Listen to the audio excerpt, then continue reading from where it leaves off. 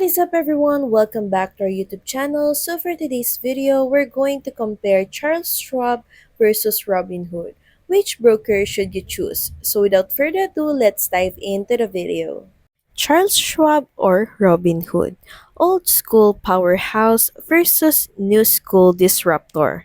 In 2025, both offer zero commission trades, but which broker actually fits you best? Let's break it down. First up, Charles Schwab. Legacy name, full service broker. You get everything from ETFs and stocks to futures, bonds, IRAs, and access to human advisors. It's built for long term investors and serious wealth planning. Now, Robinhood, the app that made trading trendy. Simple UI, fast crypto access, and no account minimums.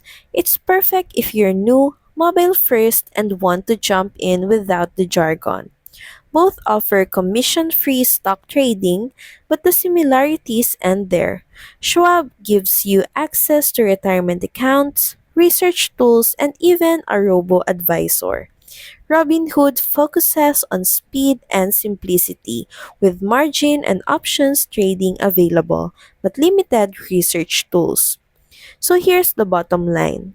Go with Robinhood if you're new, want to trade casually, or prefer a sleek mobile experience, especially if crypto is part of your plan.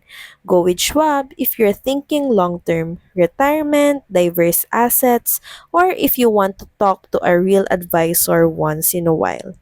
In 2025, both brokers can get you in the market, but only one will help you stay in it. So that's pretty much it. Thank you very much for watching this video. I hope that you find this video helpful, and if you do, please don't forget to like, share, and subscribe to the channel. And I will see you again on the next one. Bye!